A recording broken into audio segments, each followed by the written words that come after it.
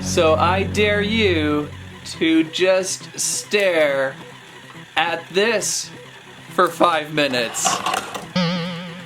Hey everyone, it's Dan. Thank you for watching Squirrel Stampede, and today we are having one of my most favorite toys on the table, the Spacerail Marble Roller Coaster. Now, years ago, I built one of these. It was called, I think it was Space Warp. It's been around for a long time, this design of a steel marble roller coaster with a rail system on posts and a little spiral elevator. It's been around for a while, maybe jumped names a few times, but it is really interesting and kind of complicated to build. Not as complicated as you would think, but a lot of patience is involved in doing this. It's so much fun though. The reward is watching this for about 20 years once it's done. So this is a starter pack. They're at Walmart. I couldn't believe it. They're at Walmart. I found this huge end cap of Spacerail. They had this, the level 1.1, and they also had the glow in the dark level 1 or level 2 or something like that. A real basic one. But the fact that these are out on mainstream shelves was so cool, and I had to pick this up right away. My original I actually still have, but it is so old that most of the rail has kind of shaped itself into nothing, and my elevator has been trashed. I'm missing like a critical gear, and so this new one has a way better elevator, and it's just sometimes better to start anew anyway. But yeah, it's so fun to watch this thing. It just keeps going. I mean, it goes and goes. Once you get it correctly built, a lot of patience. This one has a special loop feature, so there's a loop to watch. Let's see if I can get my eyes to do that. A loop feature is in here, like that. There we go. Oh, dizzy. And there's a switch, so the trackball can go 2 different directions, 2 different tracks at a certain point, and that's very similar to what I had years ago. My set was about 2 to 3 times as large, but had the same tricks. And then there are some other tricks you can add into these builds depending on the level, the skill level. And oh, there's new corners too. The corners are plastic with a little bit of a banking system, so that helps the ball from not falling off the edge. But we'll go through this today and show you how to build a basic level 1.1 set. Again, a little tricky, a lot of patience is required. I think it says 10 and up. This is the type of set where you like measure 3 times and then cut, and really kind of slowly think out what you're doing and walk away if you're frustrated, because it can get a little challenging. But once you get the hang of it, it's actually pretty cool. It's amazing how easy those steel balls stay on the track without flying off. I mean, they will at first, and occasionally they'll fly off, but once you get things kind of rested in there where you need to have them, things are running smoothly. So there we go. We're gonna get to this space rail construction and discover the madness of the marble roller coaster craze. Squirrel Stampede! Alright, so this is where it all begins. The Spacerail Marble Roller Coaster, level 1.1. 1.1, I mean, what is 0.1 more difficult, I wonder? Now, what is inside the box? Now, this may seem a little scary, but actually once you get everything figured out, it is not too bad at all. These are your base plates, and there should be 3 of them, and they just snap together. Here are your aluminum rods, which act as your coaster structure. We have a few packs of various connectors for our rails and our rods. And I see a bunch of cornering pieces here. Oh, this might even be your loop. Actually, the loop is now a full plastic piece. That may or may not be good. We'll see as we go along. These are all your nice little rail connectors that keep your rail parallel to one another as the steel ball rolls by. There's our little splitter track. Everything is so nicely contained in this box. A few more turns and some more clips. A little more pieces than what I'm used to. These hold together your base plates. Here is your elevator assembly for the ground, and I'm liking this as it is one entire piece. You used to have to build these, and that's why I'm missing a few essential gears. As for the rail, The rail comes in one long length of rail, which you are going to be cutting apart. And it seems a little scary, but again, it's not too bad and is actually kind of fun. And then, of course, the most important part, the instructions. And this thing is going to kind of give you a step-by-step layout of what to do first. Obviously, instructions where to place everything. It looks a little freaky, but it gives you these great pictures and detailing of where to start on your tower and to move around your track. Alright, we'll start with the base plates. You can see a series of holes that you can place your verticals in, either through instructions or your own design. And then we have notches and clips to place these together. We're going to link them up in a solid line here. New to me are these little base holders, and I think that's going to help keep these things even more contained. Not sure how important they are for a smaller scale set size as this, but I can see that being very helpful in a large build, especially if you're picking these up and moving them around. That way I think they're going to hold together a little better for you. Okay, now we can push this aside and begin working on our elevator, which is probably the most important thing, as that delivers the balls up to the top. There's our gearbox system, and it is powered by a C battery. Oh dear, I have not used a C-sized battery in a long time. I hope this one works. I found it in the junk drawer. Okay, good deal. It is working for now, but you turn on and it spins our little elevator assembly. Now we can take one of the 300mm shaft rods and stick that right in the center, as that will be your main structure that your elevator helix pieces will swirl around. And we've got 12 of those, 12 elevator helix pieces. Really, once you build the elevator, a lot of the pieces disappear in the box, and it makes you feel a lot better. These helix pieces should stack into one another. They've got a little bit of a helix shape, so that as long as you get them lined up so that they make a spiral, you should be pretty good. So let's see, which direction do they go? I think you want it so that the clip side is up, so we'll try that. And we'll drop that down into position. Everything usually fits pretty nice and tight with these sets. How are we doing so far?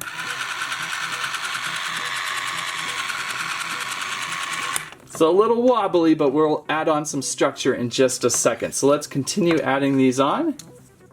There are 12 pieces, but I had an extra one, so a spare piece just in case of future expansion maybe. So now we can add on a few more shafts to give this thing some structure. So on each of the 3 sides, we've got a spot to add a rod, thus now helping the spiral from going out of control. How's it doing now? A little bit better. Now we can install these rings to our elevator, which will really give it some structure. The trick is figuring out which direction. I think this direction is up. You start at the top and then slowly slide these rings down. They can be a little tight, but if you try to go slow and level, you usually have the best results. So we'll place one way at the bottom because that's where the ball will go into. We're gonna place another one a few inches above that one, as that will be another return point for the steel balls on the bottom section. And then we'll place another one more towards the top. At this point, you're asking, what has Squirrel Stampede got me into this time? There is a tower cover to place up on top, which is pretty cool because that way you now have your central post locked down, and this will just fit like so somehow. I do want to stress not to lock that cap down too tight or your helix won't rotate. So if it sounds like it's struggling, then pull back up a little bit and it should rotate just fine. So these are your little rail clips that will go throughout your coaster, and you can see the rails will fit in between these 2 little C's. And in this case, we are actually going to place them up on the tower so that we can attach the rails to our tower. That's why there's 2 little holes on the base of these to fit into the tower and onto other strange obstacles throughout your roller coaster track. This is where you'll really want to pay attention to your instructions, as they will tell you where to place them on your elevator. In this case, I think they're all going down the same line, which is helpful. But then throughout the build, you'll kind of want to take note where they're going, and then sometimes you'll want to place them in places where your track just seems to need a little more structure. They usually give you extra ones, and those will help as you adjust your track as you go through the build. Our elevator constructed. Let's find a steel ball and do a quick test. So here's a steel ball. It would come flying through the rail at the bottom and then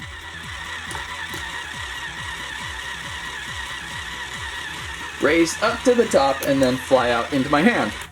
So we have our elevator assembly mostly built, and again, that takes care of a lot of the pieces in the pack. Pretty much everything else is going to be all those rail connectors again, and then the arms that go onto the rail connectors. So let's build a few arms. Alright, so this is an arm, and this is what it is supposed to look like. It's going to clip onto the verticals, and then the rails will go through these clips. But now is a good time to try and group these pieces into their correct piles, because there is a difference between these two clips. The clips that go onto the rods have a little rounded center for grabbing onto the rods, and then the clips that grab onto the other clips just have a little bit of a U shape. So try to place those in correct piles. It really helps to familiarize yourself with these parts, as there's some slight differences, but we will start with the clip that would clip onto the rod, and you can tell again by the little rounded part in there. There's little tabs that stick out. We're going to kind of point them towards the wall. Then you're going to grab on an extension piece here. You'll notice on one side of the extension there's a square. I think that goes in first, as the circular part means that you're going to have some rotation ability, and we will get to that in just a second. So now you're going to add on your other clip with the less rounded inside, because it is not going to grab onto a rod. And we're going to place that on the other end of the extension, making sure those tabs are both pointed toward the wall right now. Then we're going to add on this cool little Y clip here. It looks like a Y, and we will kind of fit it into this hole like so. And then we've got a neat little lock piece. So place this with the tab up, and then when you rotate towards the center, that locks this arm. That arm is now tightly in there, and I suppose when you're building your courses, you may need this arm kind of bent this way, and then you would lock it down again, and so then it is nice and tight. So that's kind of a cool little assembly for your arm. I think we're going to build 4 of these, and again, I think this part with the circular tab helps you rotate this arm assembly too, because you're going to need some subtle adjustments to your rail as it goes around. So pretty nice little update to the rail arm there. Exciting little build there. And I believe we're going to make 5 of these. So I made 5 of these, or 6. I guess I had enough pieces for 6. They give you a little bit of extra pieces so that if you're gonna go out there and build your own rail, you have a little bit of extra stuff. Let's also take this moment to check out the little rail switch. This is the part where the ball is either gonna come down here and go this way, or go down and switch over here. And as the ball switches, it just switches the track. So each time, it usually switches which direction the ball is gonna go. They want us to insert these little rail clips onto the sides here so that we can connect the rails on in. So that's just a good time to do this now. And then if you get onto more advanced sets, there are a whole bunch of different things like this to give that ball some character and something to do. And taking a look at the new curve track pieces, kind of hard to see, they look like a little mouth guard. These will certainly help out from what I used to have, where we had to make the corners ourselves. Now we've got these great corner pieces that will bank our steel balls without them flying off the track. A lot more crazy like. Also important to take note, there's an A curve track and a B curve track. You can find the little letter in this tiny little imprint down inside here, but that probably indicates which way they're gonna bank. And our loop rail piece. Good to see in one part. Back in the day, we had to take our rail and custom make a loop, which was really difficult because it was hard to tell how big or small to make that loop so the ball doesn't fall out. We'll add some clips here and a little extension on the bottom so that we can raise it off the pad. Alright, now we have most of our smaller sized components fit together and ready to go. We can finally start taking some steps to build our space rail. Something also new to me in the instructions is it works kind of like a template now. from the time of before when I used to build these tracks, there was a little bit of adjustment as you moved along the rail, and the challenge being it was always tricky to figure out where to place the arms on your rods. But now we've got a rod arm placement systems here, so as you can see, here's the A pattern, and you place your rod right there, and it tells you, oh, this is where a corner is going to go, and this is where another corner is going to go, and then you can place this down onto your board. And then the same thing with B with another curve, and then over here on C, C is going to tell you, oh, place a clip here, here, and here. So that's pretty helpful, and we'll get all your verticals placed in pretty quickly. So let's work on that real fast.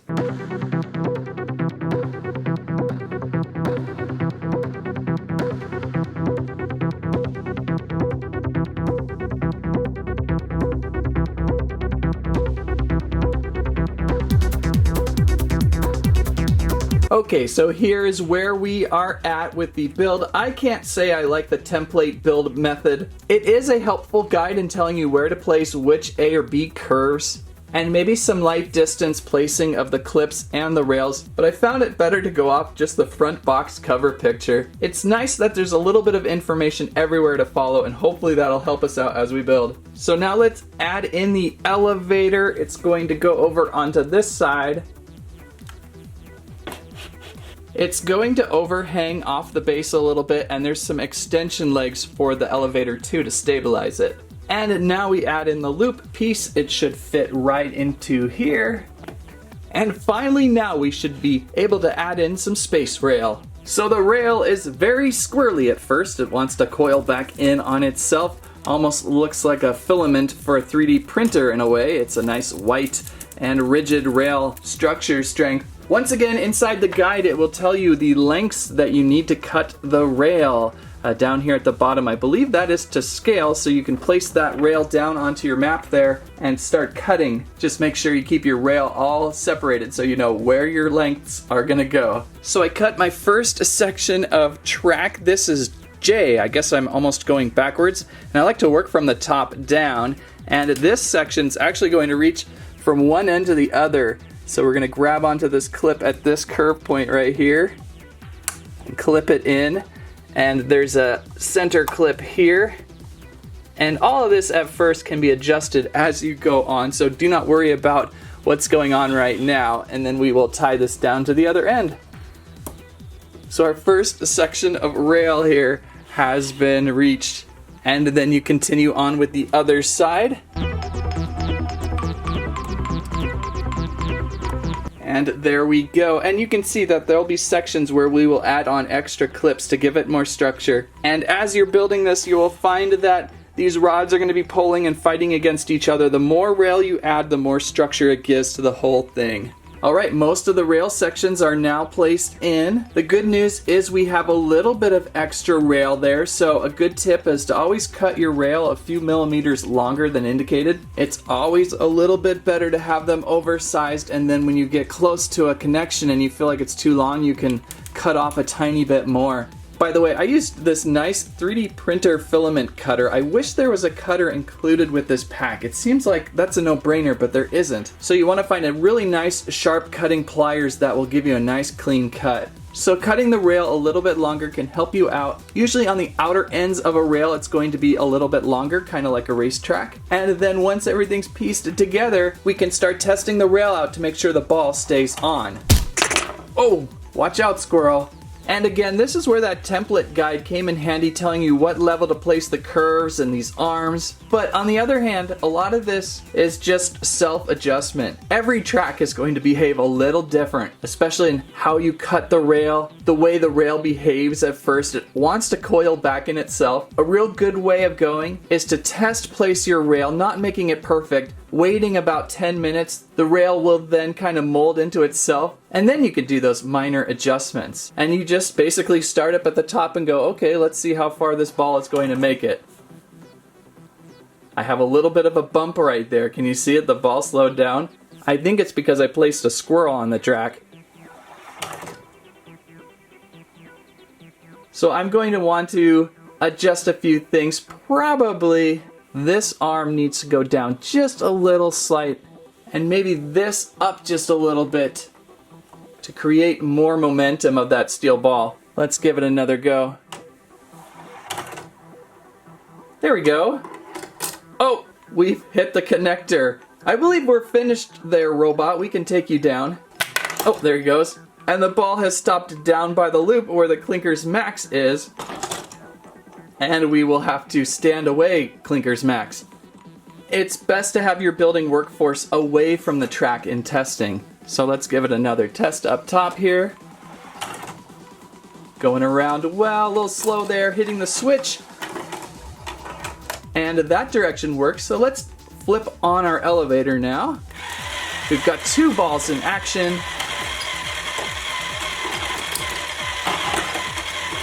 And I think we're good. And that is my quick demonstration run through of the great Spacerail big ball machine. These are really fun, really interesting to build. Definitely something for the more advanced builder who has a lot of patience, needs a lot of calibrating and all that sort of thing. So don't expect this to just build itself out of the box. It is quite the challenge, but always so much fun. These are great crowd pleasers too. Once you get these things going, everyone always seems to gather around and watch them because they're just so interesting. You might actually be able to add a couple more steel balls onto this. They might start flying off a little faster, but they're pretty interesting. And now I'm thinking of headed backing to Walmart and picking for that Spacerail glow in the dark. I think it's a 1.2 set. I think that would be fun to try. I may just do that. But for now, here is my quick demonstration. Thank you so much for watching. If you liked today's video, please give us a squeak, a squirrel live, and squamment your favorite part of the Spacerail. Thank you so much for watching. That's what I have to say about that.